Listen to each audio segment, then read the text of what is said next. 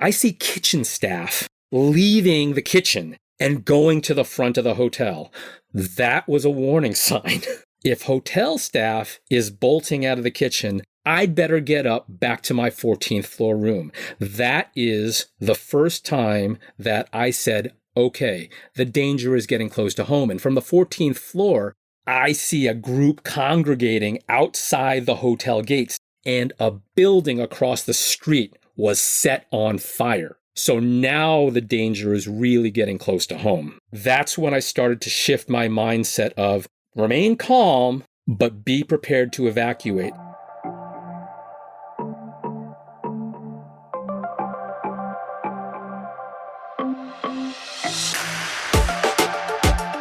Welcome to Travel Stories with your hosts, Tom Kim and Trevor Mountcastle.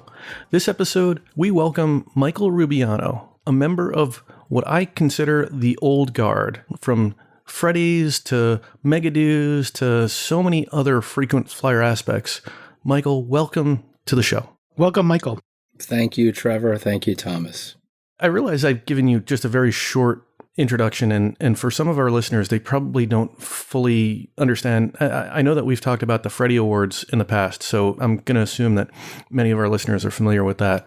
But I don't know that we've talked about Megadoos, and I feel like that's one of those areas that we built our friendship sort of on, the Freddies, the Megadoos, and just generally running into each other. Could you tell us a little bit about the Megadoo sort of events, just so our listeners know, kind of, one of those things I almost think at this point it's almost in memoriam because we haven't seen one recently. So again, thank you for having me on. And yes, the Megadoos, what that stands for in plain English, it's mega, big, do, to do. Megadoo. And what it is an in-person gathering of a large bunch of travel geeks, mostly folks who met online at places like Flyer Talk, Milepoint during its brief incarnation, but a lot of us met on Flyer Talk in various forums and decided that it would be really great. They'd have do's, which in Flyer Talk language meant small gatherings of frequent flyer folks just to talk miles and points. Mega do, meaning a whole bunch more people. And about 13, 14 years ago now, somebody had the crazy idea of saying, what if we charter a jet? And what if we travel to different places like Toulouse to see the Airbus factory? Or what if we go to see the Lufthansa Technik headquarters? So you get enough people who drink enough beer and like enough alcohol and love miles and points, and they said, sure, sounds like a great idea. And so they had a bunch, figured out how to charter an aircraft. I mean, we're talking like, charter an aircraft to go from city to city, hopping around. Star Megadoo 2 was my first one, where we hopped to Europe, and then we did a domestic leg that went from, I can't even remember the details now. I do remember Star Megadoo 3, where we chartered the 787 Dreamliner with United Airlines just before it went into full service. And we flew that from San Francisco to Houston to Chicago and met with then CEO Jeff Smizek. But in any case, that's what a Megadoo is. It's a gathering of frequent flyer aficionados talking about miles, points, and going behind the scenes in places that you don't normally get to see in an airplane, in an airport, in a hotel. Really nerding out for us aviation geeks. Yeah. And, it sounds like Megadoo we haven't had any recent ones, or there haven't been any around, but, Flyer Talk still does exist, and it's still a pretty good resource. And for those of our listeners who are not familiar, it is a pretty good forum site that just has a lot of longtime experts on various programs. And there's a really good thread there for things like mileage running and things that I still look at even now, even though it's probably a little bit less relevant than it was back in the past. Hey, I go into that Premium Fair Deals, I guess it's a channel, or I can't even remember what we call them now, but I look into those Premium Fair Deals probably at least once, twice a week. So, I think there's still a lot of stuff that's relevant. You see the content is updated. So Flyer Talk again, is I think still relevant. It's just perhaps there's just so many other things. There's, how many things can you keep track of? You've got Discord, you've got Telegram, you've got Slack, you've got Facebook. There's so many different areas and avenues now. Whereas when I started, and Michael, probably when you started, I mean, effectively, Flyer Talk was the 1,000-pound gorilla. Yep. It's like the gold standard. Indeed. And just to tie a little bit of history, because you've said you've talked about the Freddies on the podcast, Flyer Talk was founded by the person whom I consider to be the godfather of miles and points, Randy Peterson. So he started Flyer Talk because his desire, if you don't know Randy personally, he is just a very warm, generous human being. He loves helping other people, and specifically, he helps love people using their miles and points in a smarter way. And he was getting a lot of questions about how do you leverage this? What should I do here? And he thought, well, I can't really serve as many people as I want on a many-to-one basis. So he created a platform, a bulletin board service for those who remember what that is, a BBS, called Flyer Talk. And it enabled, the idea behind it was that people would help one another, that fellow frequent flyers and miles and points geeks would help each other out, and it was a way to share information. Flyer Talk really begat the blogosphere that exists today. Before you had people like Gary Leff at View from the Wing, before you had 1 Mile at a Time, before you had Frequent Miler, before you had Mommy Points, and before you had the Points Guy, they all found a home through Flyer Talk. And I think now blogs have sort of replaced, for the masses, the insider information that used to only be exchanged in private forums. And so I think blogs are an easier, and podcasts are an easier and more natural outlet for people who are still new-ish to the game. And I say new-ish as a relative term. I mean, I've been doing this for the better part of 30 years of miles and points. I started out doing this in college, figuring out, if I get these certificates to, fly cheaply, if I pick up an American Express card, I still earn full miles and points on this. This is incredible. And I would rack up elite status on a bunch of cheap flights in the days when miles counted, not dollars spent. In any case, all of that information was shared freely more on Flyer Talk, but now is more on a blog and podcast outlet. Yeah, and the blogs and the podcasts, I think, really distill the wheat from the chaff. I think Flyer Talk, there was a lot of gold there, but it took a lot more work in some cases. Mm-hmm. And I think the blogs and podcasts have made it much more accessible. But let's double click into that status piece, because I think, if I recall, that sort of helped drive you for the main topic of our show today, which is, and we're calling this episode Off the Rails in Nepal. So I think your status had sort of driven you in a particular path that ultimately got you to Nepal. Can you give us a little bit of that backstory and set the stage, if you will?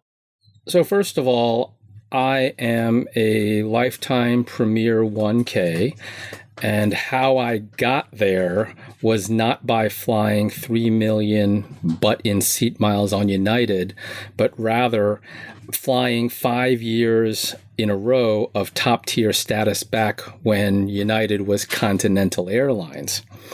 And they had a promotion because they were in the throes of Chapter 11, I think, a couple of times, at least 2 bankruptcies. And they weren't a very big carrier, and they had lots of promotions. They had a great loyalty program, One Pass. And essentially, they said at the time, Gordon Bethune was the CEO, he said, okay, listen, if you guys can fly 5 years of top tier status, which at the time had started out at 50,000 miles and then at one point went up to 75,000 miles. And you think about those numbers back then when I was in college, that sounded like a lot. These days, I can fly, that's like the first quarter of the year. Pedestrian numbers. Yeah, very pedestrian levels. But anyway, so that's how I achieved my lifetime status with Continental. And then when the Continental management team basically took over United and kept the United name, they said those of us that were lifetime elites with Continental Airlines would have lifetime Premier 1K status. And so I am a top tier, well, not global services, but I am Premier 1K for life with United. But frankly, United miles have become less valuable the last 5 to 7 years. And I live out on the West Coast. I'm originally from New York City, but I live out on the West Coast now. And it was actually during, we talked about Megadoo to start. It was the One World Megadoo. So the Megadoos, Star 1, 2, and 3, had been all about Star Alliance. Megadoo 4 was the One World Megadoo with American Airlines. And that was my first experience with what executive platinum status meant and what One World Emerald status meant. Once I got a taste of that, I was hooked. Right. And because, again, this is before Americans started devaluing, before the U.S. Airways management took over, there was a lot of value I felt to be extracted out of the American Advantage program. The good old days. Yeah, good old days. I'm less sanguine about it now, but I am very, very high on Alaska, formerly known as Mileage Plan, but now as Atmos Rewards. I think Alaska is the best domestic frequent flyer program in the United States, both in terms of the earning potential, the value potential, and even with the merge to Atmos Rewards from their previous Mileage Plan moniker, I think they have moved in ways that are still very consumer friendly while still recognizing that it's a revenue generation tool to drive more money to the bottom line. I think I would agree with that. I think a strong argument can be made with, Atmos being argued as the most valuable loyalty program for customers. I definitely think they left enough in the program, and again, one of the last programs where you have the option to qualify the old fashioned way, right? Using miles instead of revenue. And it is a mile flown, a mile earned still, if I recall, right? Yes. And in 2026, they are going to give you 3 options. You can choose your own adventure. One is segment-based, one is revenue-based, and one is traditional mileage-based. But once you pick your option, that's the option that you have to live with for the rest of the year. I certainly know which one I'm going to use, and I suspect that a lot of folks in the frequent flyer community are likely, if they are Alaska loyalty members, status members, are probably going to go with the standard mileage distance as their option, unless they are flying a lot for business. But I think that's where there's a difference between practicality and loyalty practicality. Alaska doesn't necessarily have as great a domestic network and a footprint, so to speak, of the places that they go. It works well if you live on the West Coast. It works well if you're traveling to Boston or New York or DC, let's say. They'll have enough frequency and lift. But I don't think they have enough coverage in the interior. So I think it's going to be a hard sell for those who choose the money option. But certainly there are those folks for whom that will work. But I think for the miles and points geeks, they'll do the mileage. Great for you on the West Coast, right? I mean, I think Alaska. I think West Coast customers of Alaska, they're pretty well taken care of, and the network out there is pretty good. But you're right. For those of us here, DC area, we have enough flights actually. I mean, we have flights out to like Portland and Seattle and San Francisco and a couple other places, but it's pretty limited just to the transcon. We don't have a lot of options to actually fly Alaska or Hawaiian from the DC area. So I'm really curious about this because I would have thought as a partial West Coaster that segment status might have actually been attractive to you, given how exhaustive that network is. Well, if you want to get a little geeky about this on a cents per mile flown, if you want to do the analysis, I mean, flying down to Los Angeles is a really easy, not that I fly to Los Angeles frequently, but the cost per mile flown to Los Angeles from a status earner is way out disproportionate to and less value than me flying out to the East Coast, right? I still get a lot more value and a lot less actual out-of-pocket cost flying to the East Coast on Alaska than I would just flying down to Los Angeles. So segments will not work for this particular flyer. It could work for some.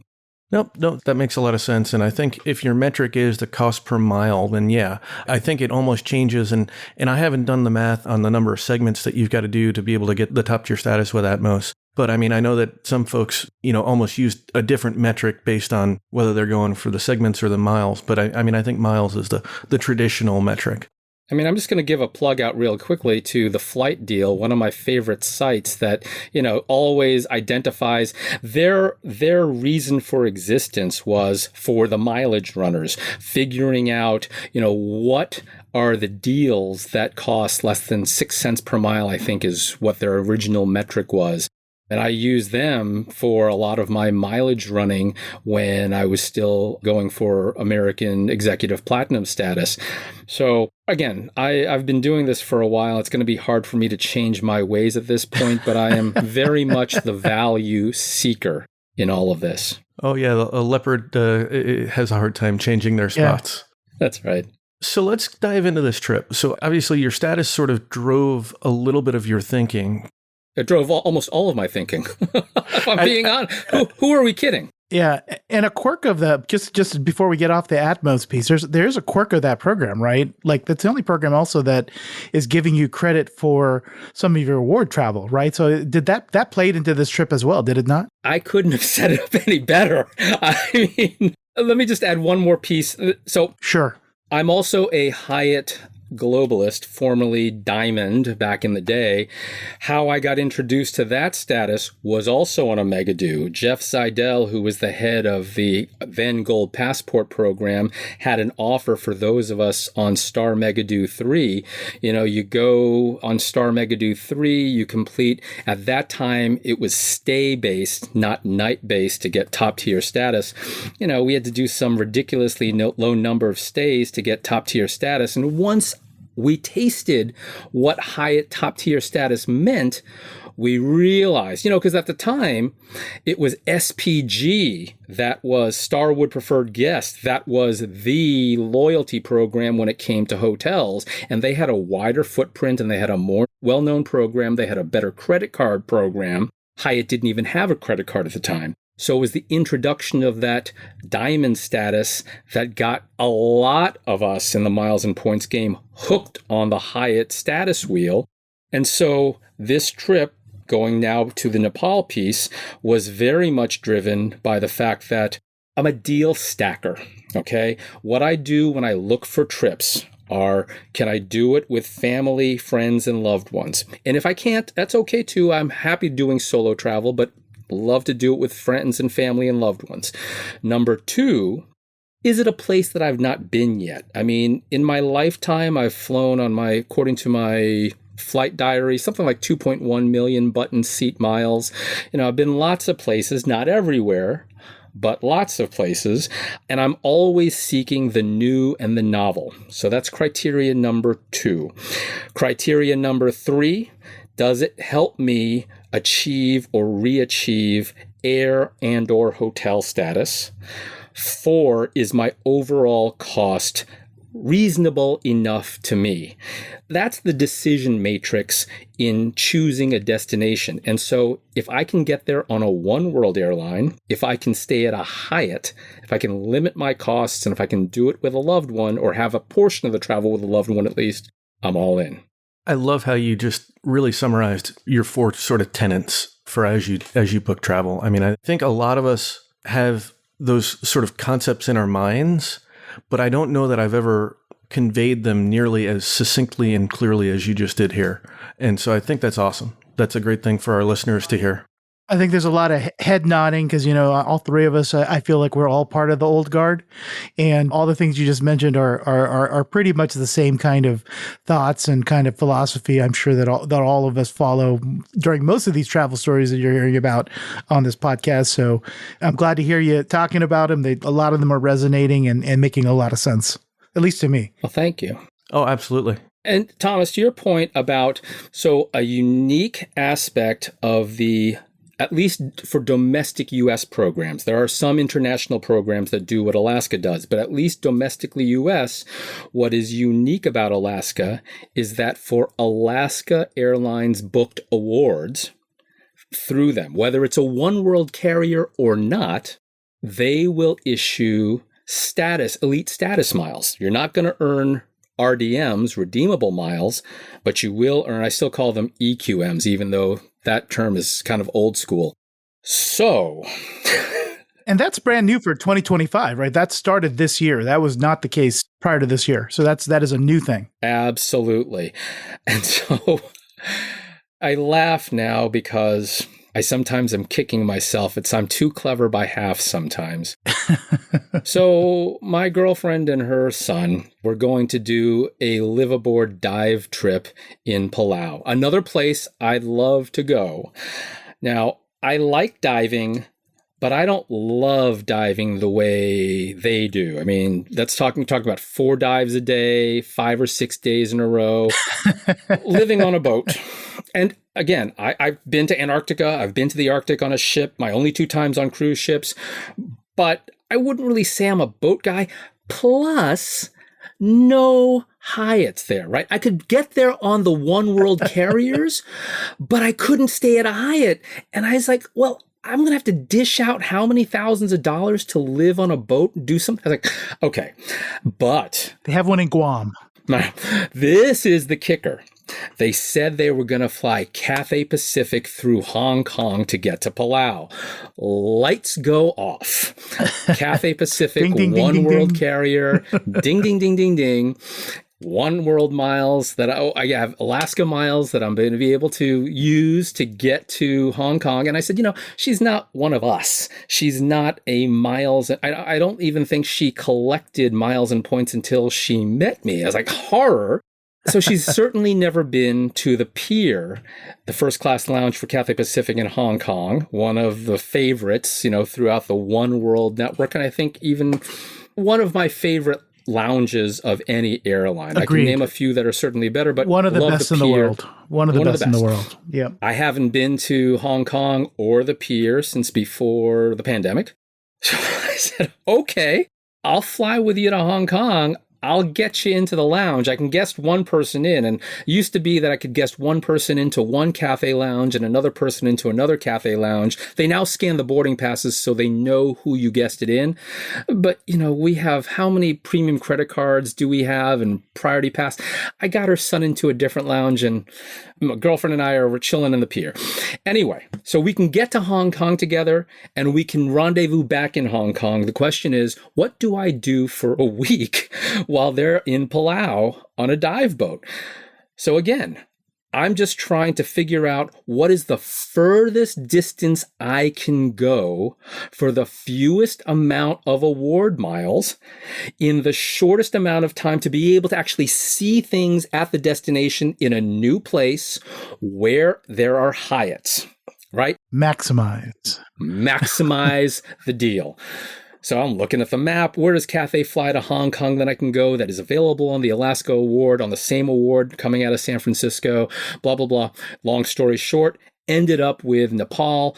Lo and behold, Nepal has 2 Hyatts and it's dirt cheap. And Mount Everest. My girlfriend, in addition to diving, she's a mountain climber. She's been to Nepal, not to climb Everest, but she has climbed mountains.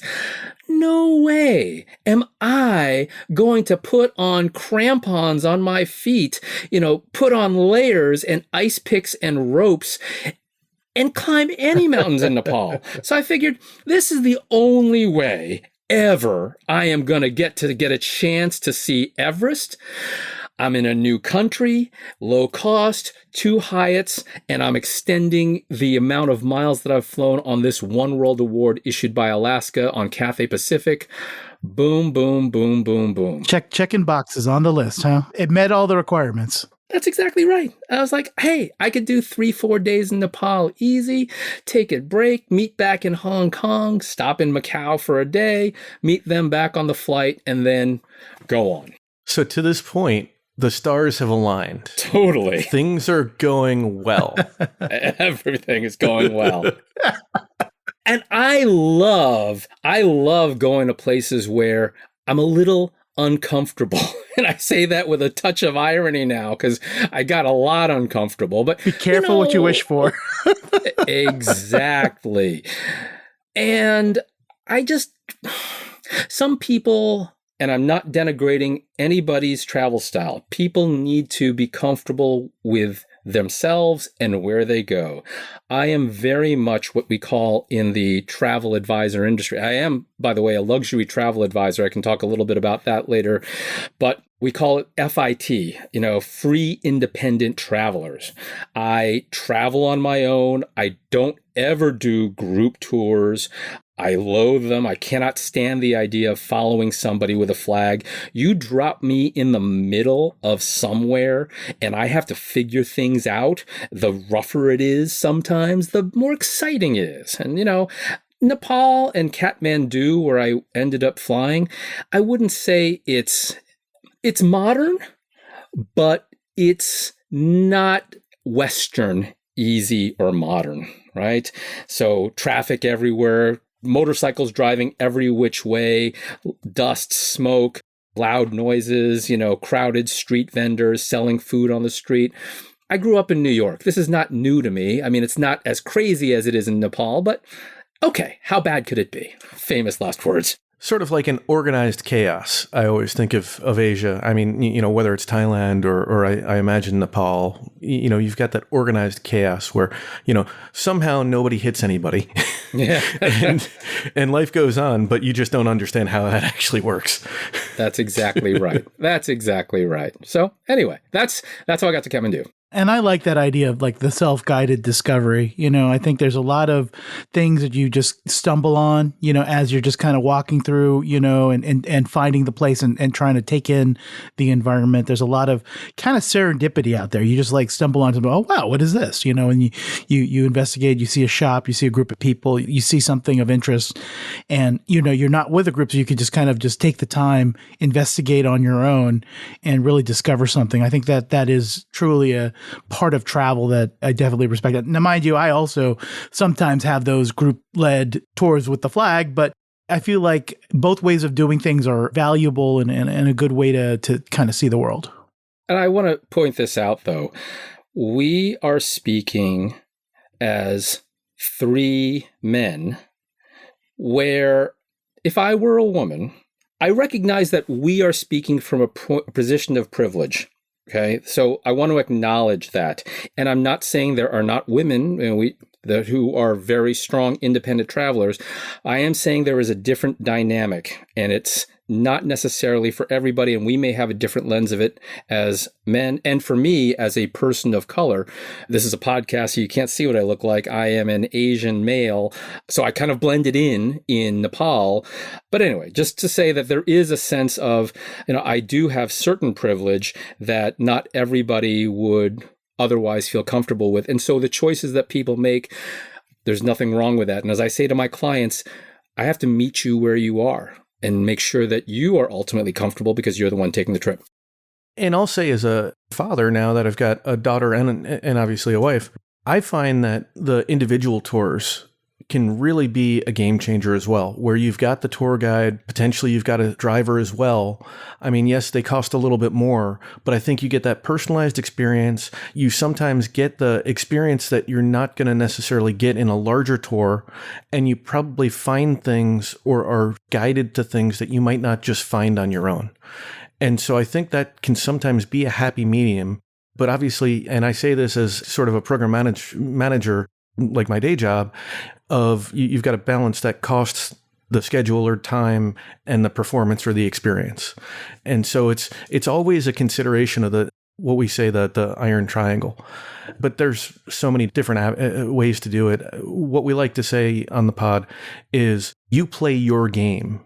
Everybody plays this game a little bit differently. And the way I do it is not necessarily right for you or Tom. And I think we have to acknowledge that. But I really appreciate your highlighting the fact that we do have a little bit of a privilege in that we can walk into places that maybe others might feel a little bit more self-conscious, or In some cases, as much as we don't like to admit it, there are some places in the world that just aren't as safe. And while we might feel a little bit more confident doing that, a woman might not, and that's totally okay. It sucks to acknowledge that the world exists like that, but in some cases, it's just a fact. So let's sort of dive in here. You've gotten us to Nepal. I assume you're in Kathmandu? That's correct. That's the only place I was in Nepal. So did you have time before things started going off the rails to actually tour, to actually see the city, to get a feel for the country? Absolutely. Well, a feel for Kathmandu, which is an urban environment, not for the country, because the country is not all urban. In fact, majority of the country is not all urban. I had 3 full days of normalcy in Kathmandu. As I said, the first 2 days and nights, I spent at the Hyatt Regency Kathmandu, which is very close to the airport, which is on the eastern side of the city. If you think of Kathmandu as concentric circles, in the very heart, not concentric circles, sorry, circles expanding outward, the very center of that circle is the historic part of the city, the old part of the city. As you move out from that center, as the radius expands, on the west side, you have what is unofficially called the Monkey Palace, Swayambhunath, because of all the monkeys that are there.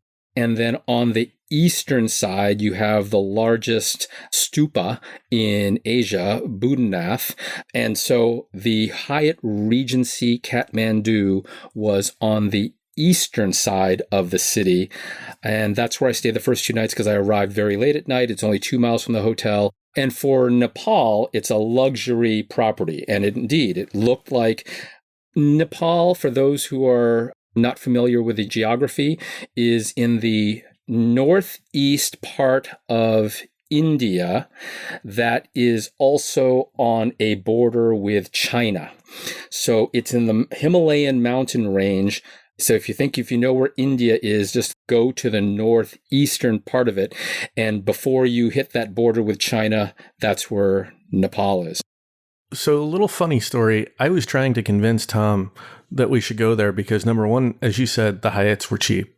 And number two, there was a period of time where you could get I think $1,800 round trips on Qatar Q Suites before the pandemic. And unfortunately, he didn't bite. So I've not made it. We were this close.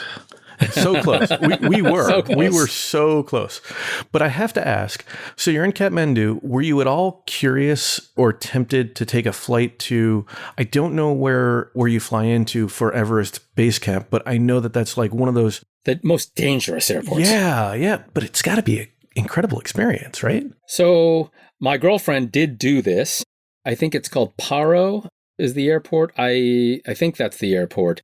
Is it the one for Bhutan or? No, Paro is Bhutan. That's correct. I'm sorry. I'm forgetting the name of the most dangerous airport that you fly essentially to get to the start of a lot of the hikes. And there have to be special aircraft, and I think you have to have a special pilot certification, although I'm not really sure that that's actually adhered to.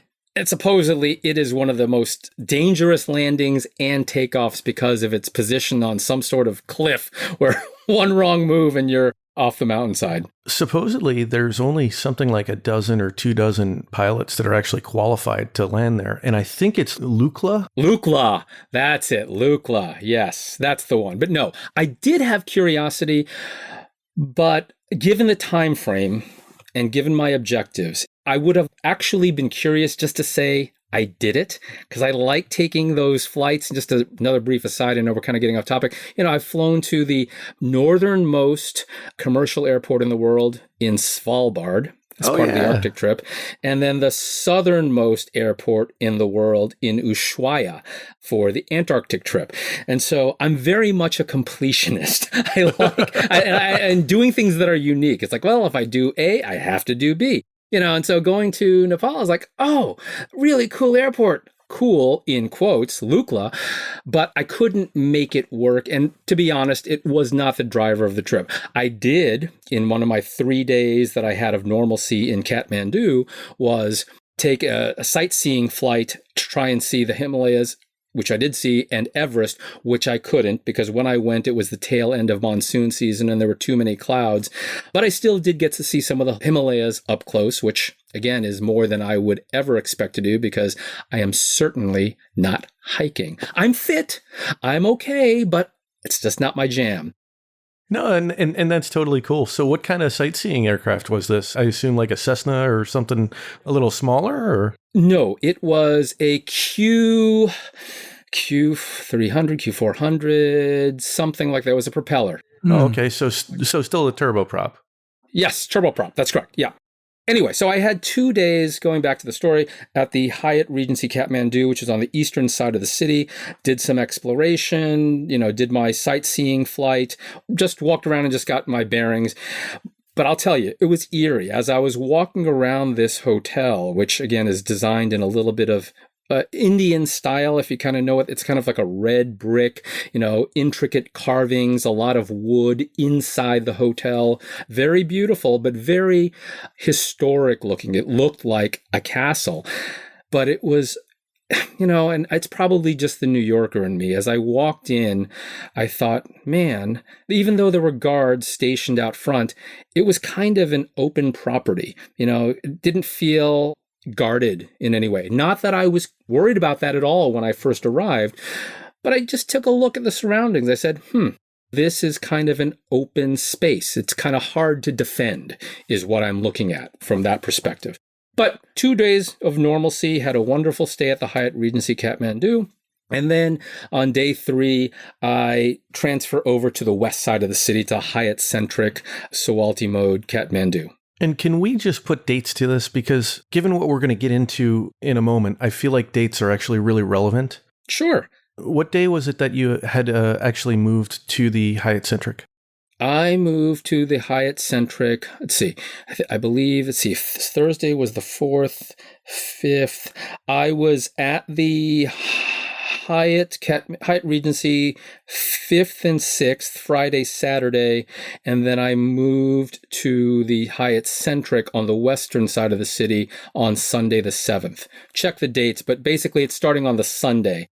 So I'm looking at a timeline, and it looks like the 8th was a Wednesday, was day 1 of protests. And actually, I was gonna ask, before we start talking about things going off the rails, for some of us that were, somewhat familiar with the news, this might be a good time just for the listeners who did not catch all the stories for us to kind of talk about what actually precipitated here, because I might need a refresher myself because I was aware of some stuff happening, but I'll be honest, I don't think I was following it as closely as may be necessary to understand some of what we're about to talk about. And I actually wanted to sort of drive us a little bit of that way. I just got thrown off because I'm looking at this timeline. It sounds to me, based on what I'm looking at, and I'm not sure this is perfect. It's just a website, and if it's on the internet, it's obviously true. So it sounds like for September, the government ordered a ban on all social media apps that do not register in Nepal until the apps register themselves and follow the rules of the country. It sounds like you landed after the 4th of September? Yes. Were you aware this was all going on, or was this kind of a surprise for you as you were acclimating to Nepal? The first 2-3 days, I had no idea that there had been any social media ban. I was on social media. Nothing seemed out of the ordinary. So here is just to get the timeline straight. I landed in Nepal on Friday the 5th and stayed at the Hyatt Regency. That's night number 1.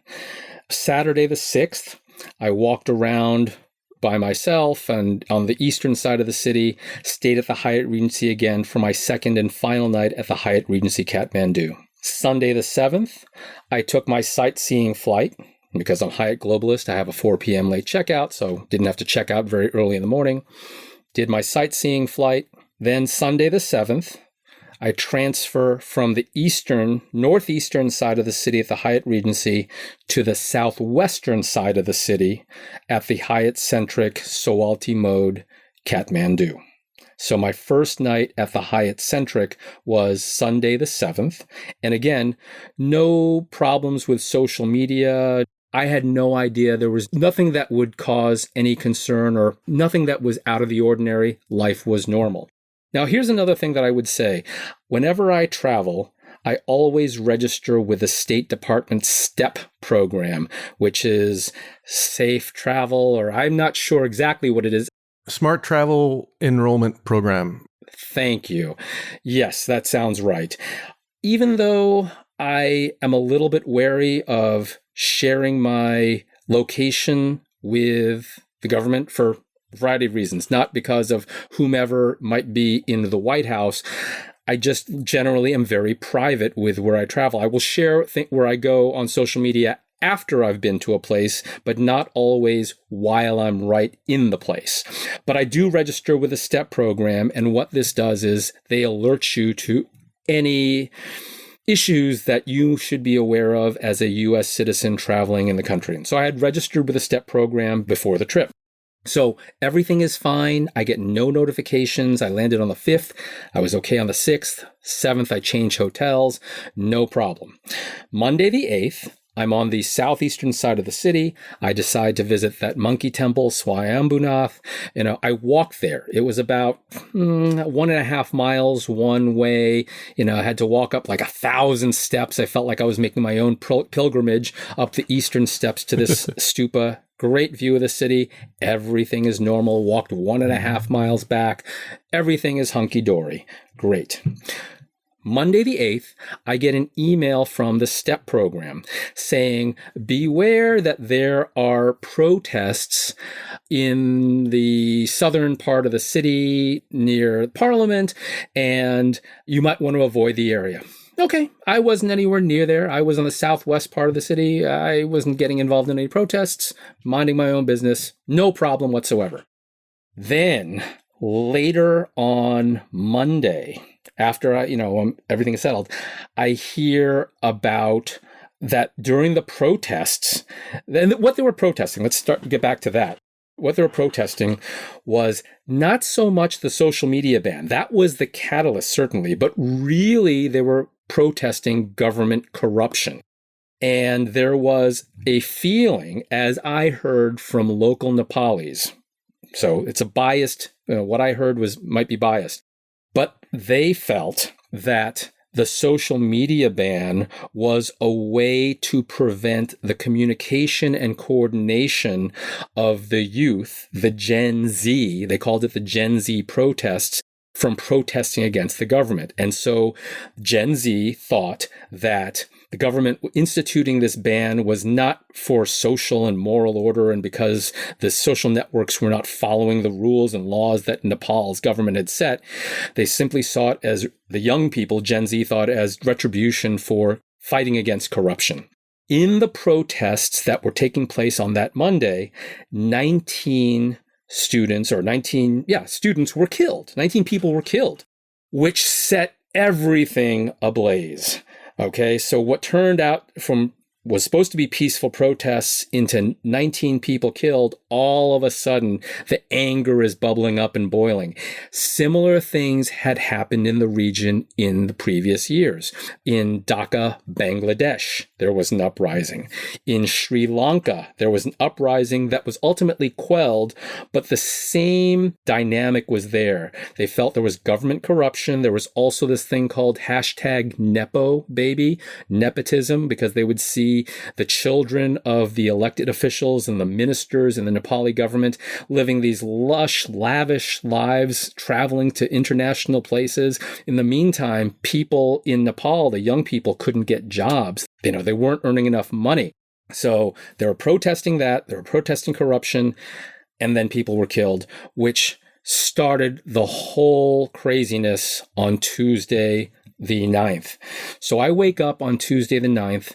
I have my water bottle in hand. I'm about to walk out of the hotel. Front desk says, whoa, Mr. Rubiano, where are you going? I don't know. I was going to walk to Durbar Square in the middle of town. No, you can't do that. And I said, why? There's protests. It's supposedly going to get more violent. And I said, well, is it violent everywhere? It's like, maybe I can go around. I mean, it's like, the city's kind of like a circle. They're protesting down here. I can go around. Like, no. There's going to be a curfew instituted. I was like, a curfew? What? Then I go back up to my hotel room. My hotel had 14 floors. I was on the top floor. Go up to the 14th floor. I said, well, I don't know. I guess I can't really go out today. I look out a big bay window at the end of the hallway, and I see black smoke erupting in the distance on a street. I said, oh man, there's a fire. Down the same street in almost like a straight line, more black smoke. Oh, that's odd. Down the same street, more black smoke. 4 fires are blazing out. My first thought, man, this must be a gas explosion. I mean, the gas line must have popped and there's fires in 4 different places, but it's all along the same street. I said, oh, wow. Well, didn't put 2 and 2 together yet. I go to my room, has a big bay window. To my left, I see where the fires are that I spotted out of the hallway window. Looking straight ahead north, I see Swayambhunath, the monkey temple where I had walked. I look to my right, which is the heart of downtown, and I see even more black smoke. Turn on the news. Holy cow. Like, there are riots everywhere. Flames are bursting out all over the city. And now I realize, okay, this is something a little bit different. And it just got worse over the next several hours. I mean, huge balls of smoke everywhere. It turned out to be that one of the hotels, the Hilton in the middle of the city that was owned by one of the ministers, was set ablaze. And yeah, so that's when I realized we are in trouble here. So walk us through what's going in your mind here. I mean, I've been in situations similar, not nearly as bad as what you've described, but do you go into the triage mode where you're starting to just sort of go through a checklist that you generally have in the back of your mind of if things are going pear-shaped, you just have to figure out transport, safety? Help us to understand sort of how you transitioned from this blissfully unaware, with your water bottle to seeing effectively the city of Kathmandu on fire. So let me say this. First of all, because of where we were in the southwest corner of the city, because it was still, other than the fires I could visibly see from the windows, things were not necessarily close to the hotel, and because the hotel staff at the Hyatt Centric, whom I have nothing but praise to give them for the professionalism, I mean, just wonderful staff who maintained order amidst the chaos, took care of us. They said everything was okay. We're in a safe part of the city. And I just sort of left it at that. Ignorance is bliss. And it really felt like it. I said, okay, I'm not going to get to see the city as I hope to see, but there's a protest. There's some serious stuff going on. I will stay put. At least you're safe. Safe at 14th floor. And, we were under the army. I don't know if they had imposed the general curfew at that point, but they said that at least on Tuesday the 9th, after things blew up, that, there was going to be a general curfew in place. And I thought, okay, well, so far, everything in my mind is this is an unusual situation, but it's going to come under control. I'm safe in the hotel. Staff is saying we're safe. We seem like we're in a safe part of the city. Just going to roll with it. Let me tell you when the mindset changed. The mindset changed when I was in the downs. So they changed rules. If you've never been in a hotel, and I hope you never are, I hope you never will be. If you're ever in a place where you are sequestered and under lockdown, we got a note from the hotel saying that they told us to dim our lights in the room, to pull down the shades so that we wouldn't be targeted, and that they would not allow us to eat in common dining areas, that they would provide food in the restaurant buffet style. We'd take a plate and we'd take them up to our rooms and we'd eat in our rooms. Did they share the logic there? Yes, and it made sense. Basically, don't be on the first floor, where the restaurant was, and try not to stand out. And it's a tourist hotel, congregating together. You don't know. Again, we didn't really know. A mob mentality takes on a life of its own. What started out as protests about corruption and nepotism and lack of job opportunities, lack of economic opportunity, blew up. And all of a sudden, you don't know which end is up, and there are multiple fires going on. Better to be safe than sorry. So I understand the mentality of keep a low profile, right? Generally, a good idea, even if there were no riots going on. Keep a low profile. Try not to stick out when you're traveling. Blend in. Anyway, so the next day, this is Wednesday then. Tuesday was sort of a can't get out. Then Wednesday was the first day. We're getting food in the buffet. I see kitchen staff like leaving the kitchen and going to the front of the hotel. That was a warning sign. That's a red flag. Like, if everybody is bolting out of the restaurant, going to the front, a couple of us in there were getting food, and the manager comes into our says, "It's okay, everything is good." And I'm saying in my mind, if hotel staff is bolting out of the kitchen, I'd better get up back to my 14th floor room. That is the first time that I said, okay, the danger is getting close to home. And from the 14th floor, I get to my 14th floor room. I see a group congregating outside the hotel gates. Now, we had at the Hyatt Centric gates, unlike metal gates, not solid metal gates. You could still climb and use the gate steps as a ladder, but metal gates that were closed, didn't go all the way up to the wall, so there was way to wait for it to be breached. Still better than the Hyatt Regency Kathmandu, which didn't have any real walls whatsoever, just a guard station. So I saw people congregating out of the front of the hotel, and a building across the street was set on fire. So now the danger is really getting close to home, right? It turned out to be a government building, low-level government building across the street from the hotel, still on fire, still a group of people congregating outside of the hotel gates. That's when I started to shift my mindset of remain calm, but be prepared to evacuate. And I can't say how, it's not like I went through, what does the State Department say? Let's Google, what should one do if caught in civil unrest? It became an automatic response. And I was telling somebody, as I mentioned at the beginning of the podcast, I'm originally from New York City.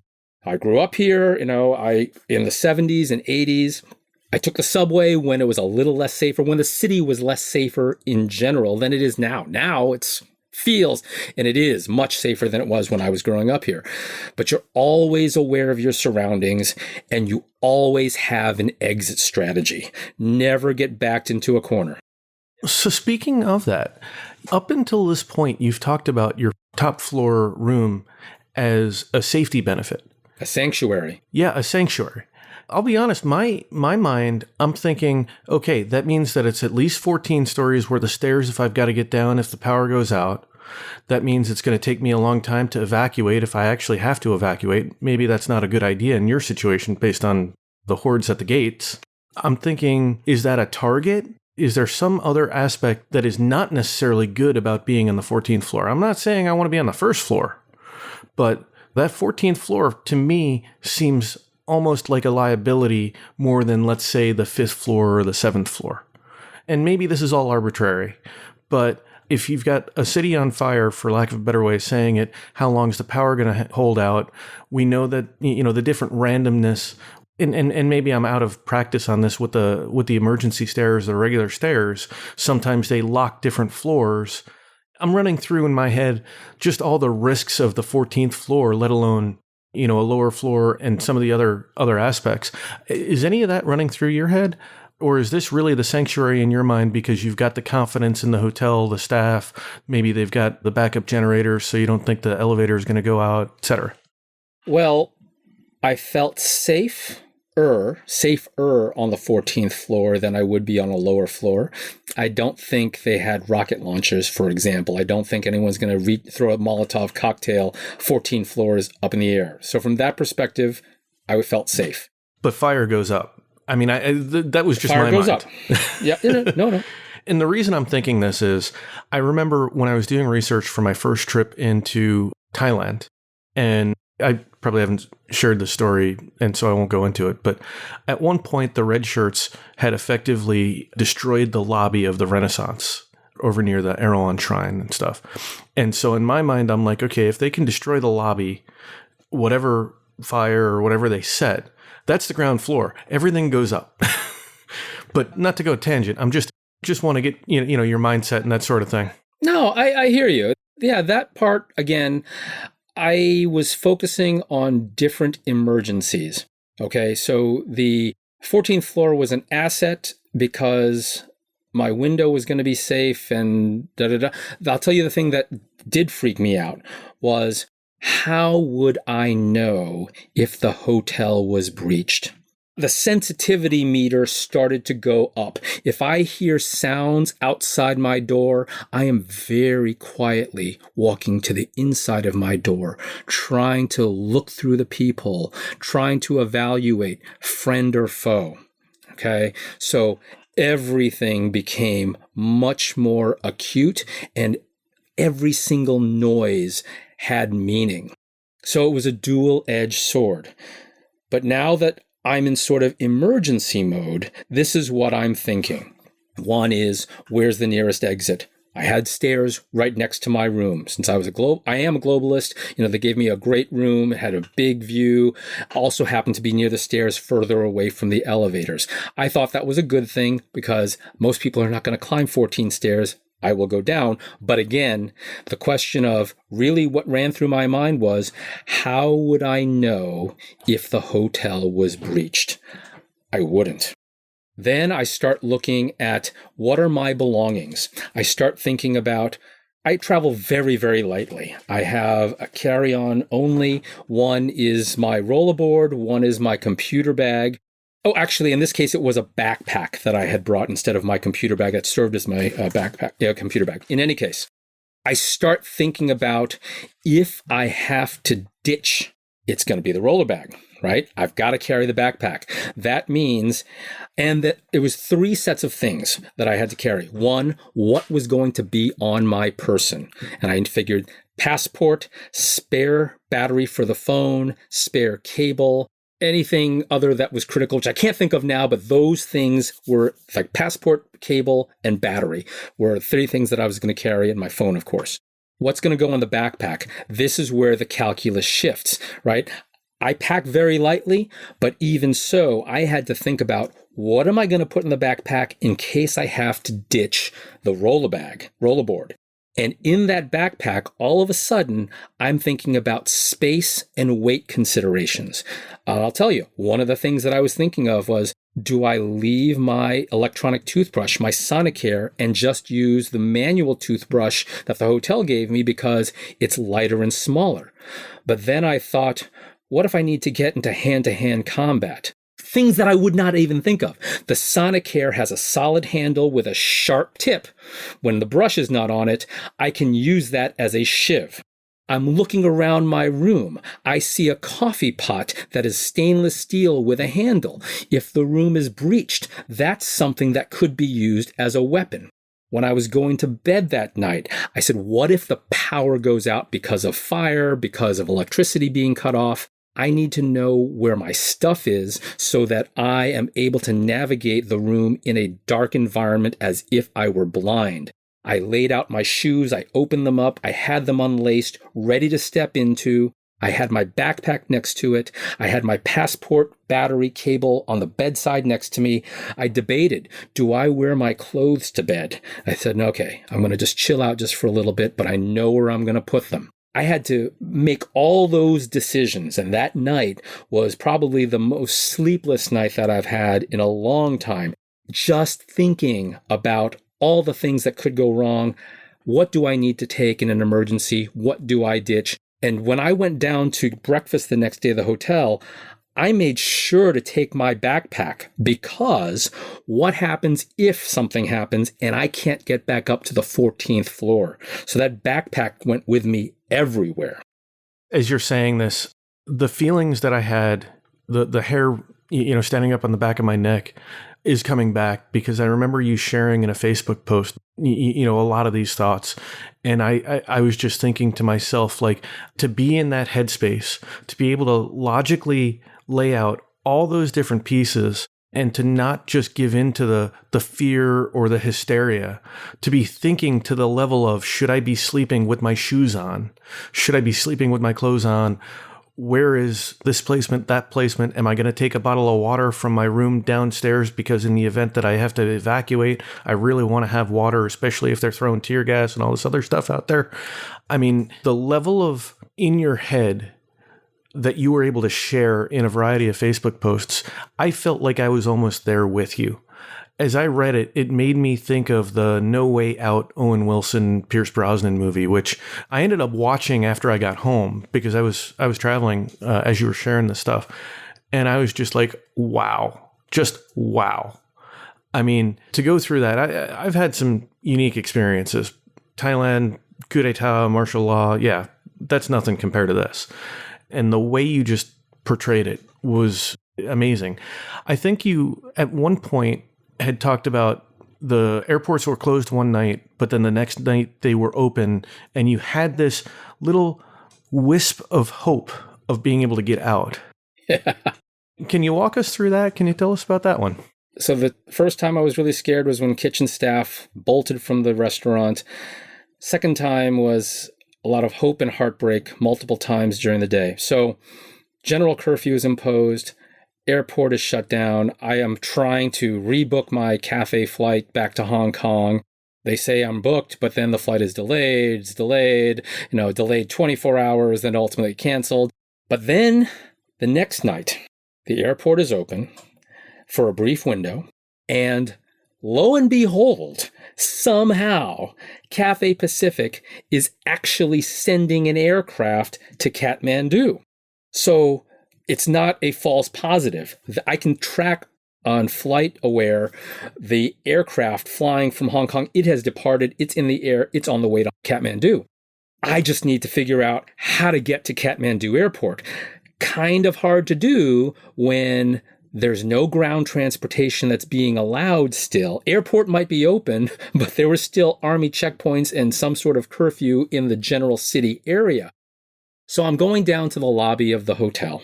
I explain the situation to the front desk, and I've been getting resources and friends. I had a personal contact at the embassy, like thinking, is there a transport way that you can get me to the airport? Is there a way you can get me to the embassy?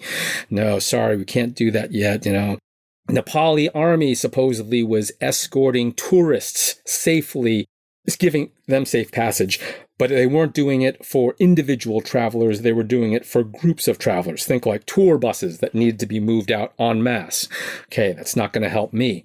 The hotel had a car that the manager was willing to drive me himself. One small problem. Someone from the hotel had tried to take guests who were also trying to bug out and evacuate the day before when there was a brief window of time before the airport had been shut down. That car got stuck in the riots. The driver panicked, hit some people.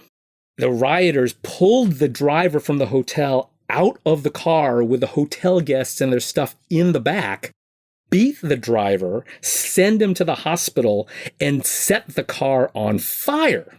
So the next night, there was no car for the hotel manager to take me to the airport, even though he was willing to do so. Great. So I just feel like I can't get a break here. We have this opportunity. Cathay is sending the flight. It's supposed to take off at 2:15 in the morning on September 11. Mark that date down as a famous date. I just can't get to the airport. And the front desk is saying, I happened to run into some guests who had been staying at the Hyatt Centric, but for a variety of reasons, and I don't know how, I don't know why, they decided during the day to just make a change of hotels to the Sawalti, which is an autograph collection Marriott property, quote, just across the street. Remember that phrase, just across the street. So I randomly see these hotel guests. The only reason they were back at the Hyatt Centric after changing hotels was because they had left something in the room that they wanted to retrieve. And they overheard my plight and they said, well, our hotel has cars. The front desk at Hyatt Centric said, yes, the Sawalti has cars. They might be able to drive you, or a taxi might be able to get there, etc. So I had to make a choice. I had to make a choice of stay in the safety of my hotel, 14th floor, even though there had been some questionable incidences about it being breached, possibly with rioters at the gate. They dispersed, thankfully. Or do I take my shot to get a ride to the airport at this other hotel because my flight is in? And if I don't get on this Cathay flight, I have no idea when the next opportunity is for me to get out of Kathmandu. So streets are empty. And this is right across the street. I figure, how hard could it be? I cross the street all the time in New York. I jaywalk, no problem. Take my roller bag, take my backpack, walking out. I don't see a hotel across the street. Oh, well, you just got to walk down the street a little bit to the right. Like, okay. It's dark. It's quiet. This is a street that would be teeming with cars and people. It is silent.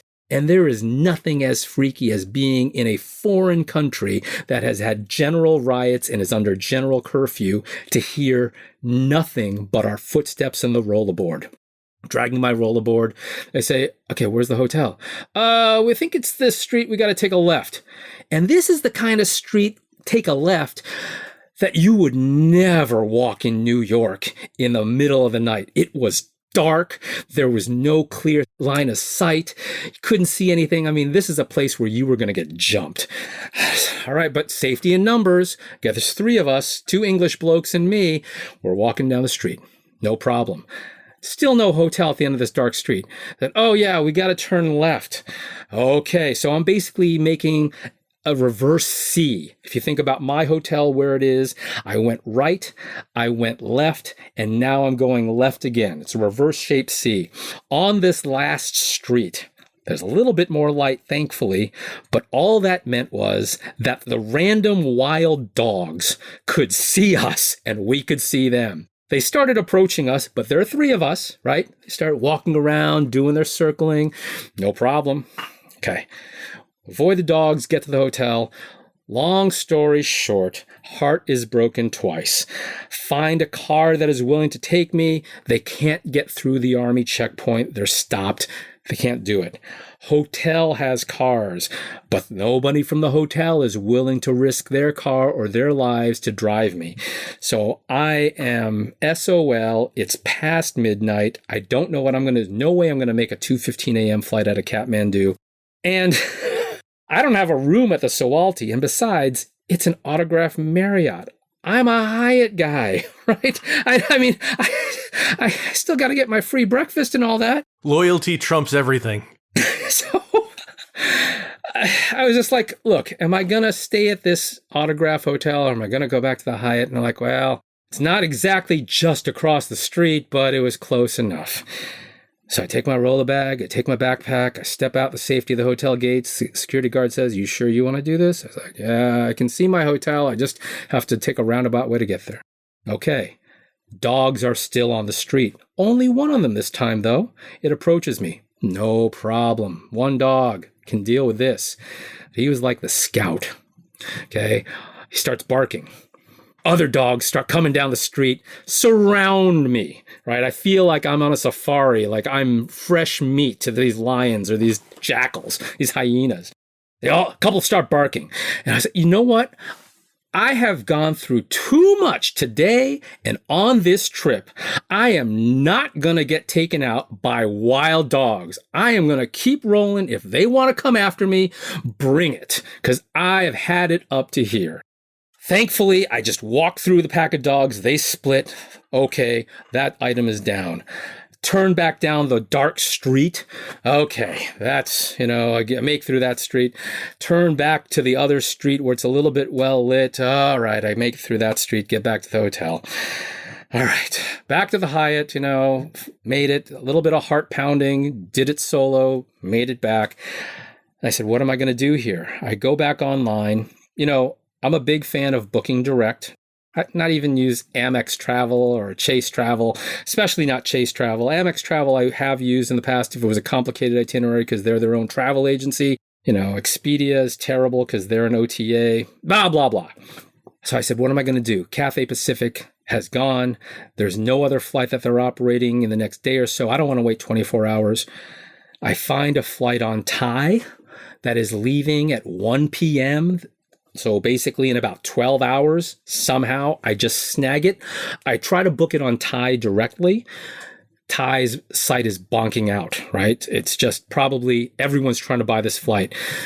So I said, okay, let me go to Amex Travel because they should be able to ticket directly. I go to Amex Travel, paid cash for it, fine, get out. Bought the ticket. The next day in the morning, secured the flight. Next day, I slept maybe half an hour. I get a report that the streets are going to open for about an hour. Airport has reopened. Anyway, make a long story short, hotel arranged transport. Manager paid for it out of his own pocket. Worked with somebody he trusted and knew before, not some rando, but a guy that he has driven for the hotel before. Took me and another guest to the hotel. And we went through a couple of Army checkpoints. It was raining that day, so things were a little bit quieter. Riots had settled down by that point. Saw burned out buildings, burned out cars, destroyed parliament, just carnage, everywhere. And finally got to the hotel, and it was kind of like a scene like the Cantina in Mos Eisley in Star Wars.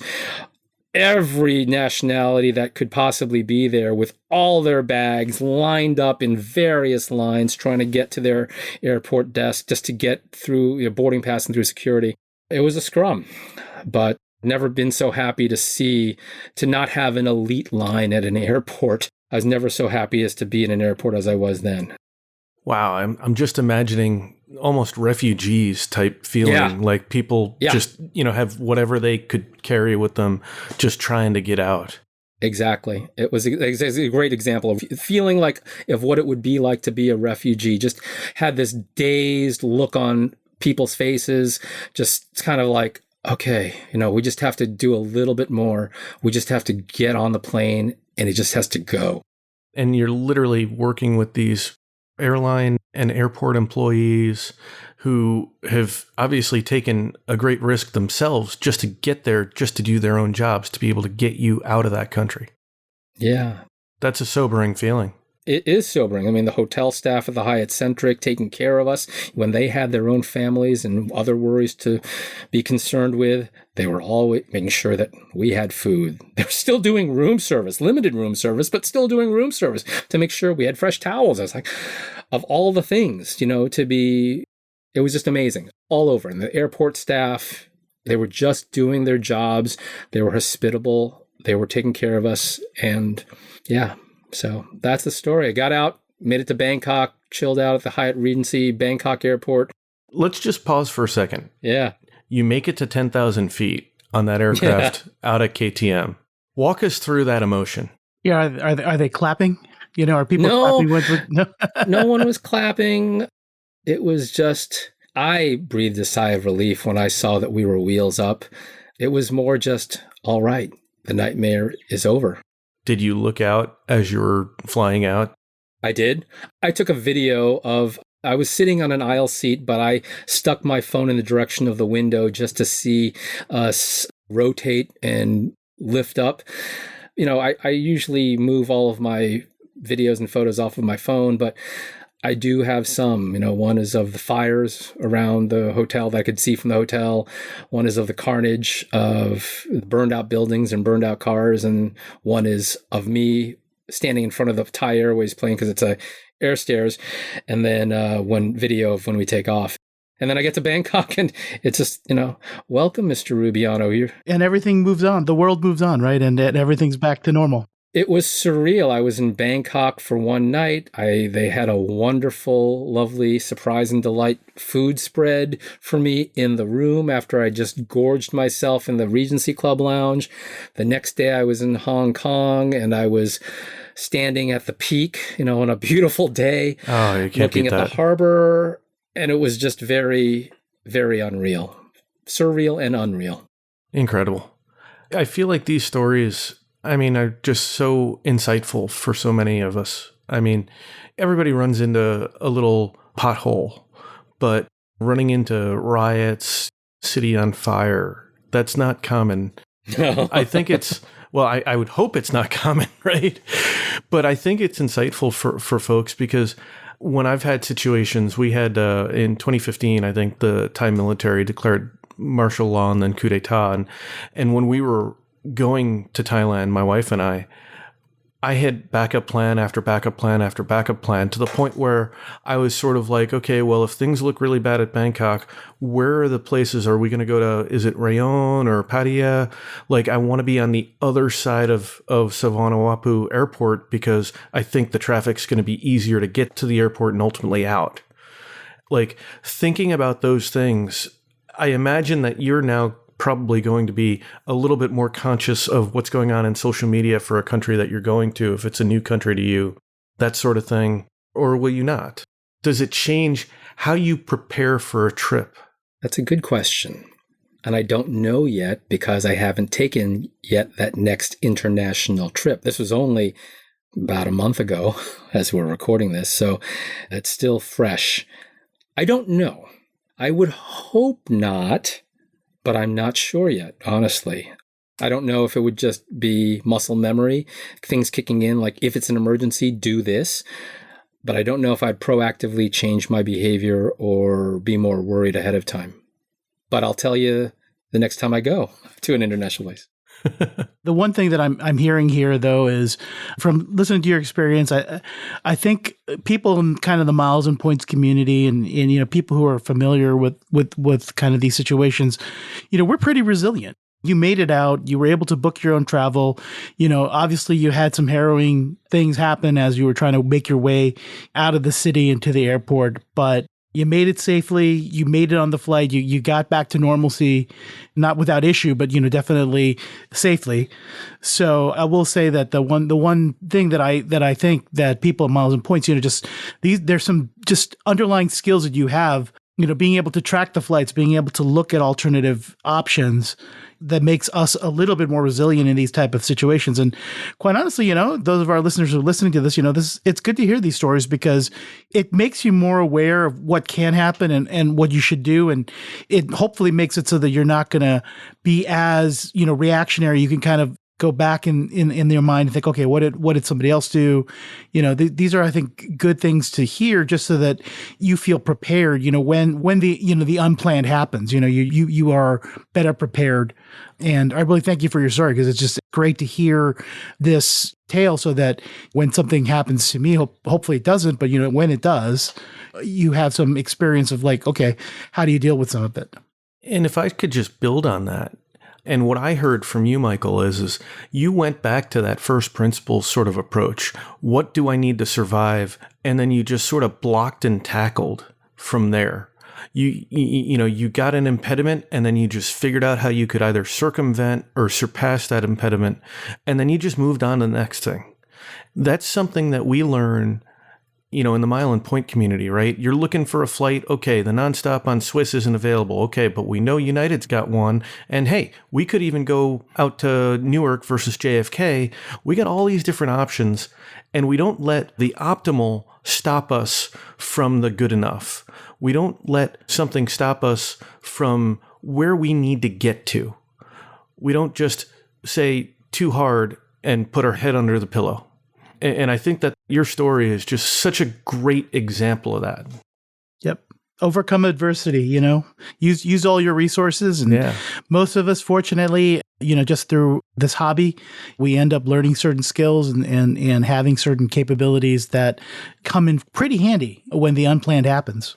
Yeah, like, I mean, your Bangkok flight, right? You lost your Cathay, you're trying to get to Hong Kong. Okay, logically, Bangkok's another good option, right? You're probably thinking Singapore might be another option. You're probably thinking, maybe even Air India. Not that anybody wants to really dive into that, but I mean, you're probably thinking of what other airlines are flying into Kathmandu, normally, and then you start looking at who's actually flying. So you probably had, I would imagine, 5 different options as you're trying to figure out how you were going to get out of Dodge. Well, I would say I didn't exactly have 5 different options because of the limited flights that were available, but the mindset and the process of thinking about it certainly was very applicable. Finding options. It's not going to be the nonstop. It's not going to be at the time I want. I don't care about that. I just need to figure out. It's like that scene from The Martian at the end where Matt Damon's character is addressing the class. It's like, you solve one problem, you solve another. Then you solve another. You solve enough problems and you get to go home. And that's exactly what it was. Just solve one problem at a time, worry about what's right in front of you. And this is where you go from the strategic thinking, where in the miles and points community analogy, strategic thinking, well, I could play this out. I could use these miles instead of these miles. I could transfer from here. I get to stop in this. That's strategy. The tactic is, let us execute on what is available and let's take it before we lose the option altogether. And then figure out your next step once you make it through that step. Yep. So well said. Absolutely. Absolutely. Okay. So I think we should probably close it out here. This has been incredible. Just your experience, the just raw emotion, really incredible. But I don't want to leave it on that note. I'd like to sort of pivot if we could and just give you a chance to share how our listeners can find you. I know that you had mentioned that you're a luxury travel advisor. What sort of thing do you do as a luxury travel advisor? How can they find you, whether it's on social media or otherwise? Just want to give you an opportunity to share that with us. Well, thanks so much. So what I do as a luxury it's a travel advisor. I do focus on the luxury segment, but I have several clients who are also not luxury. That could be simply finding hotels in various places and hopefully getting you some extra perks if I can with my affiliations. It might be adventure travel, be it scuba diving, maybe going to Antarctica or the Arctic, both of which I've been to, and I have great stories to tell another time on a podcast if you invite me back. Flight assistance. Anyway, the way that you can find me is with Michael, first name MICHAEL .Rubiano, R-U-B as in boy, I-A, N as in Nancy, O. Sorry for the phonetic misspellings there.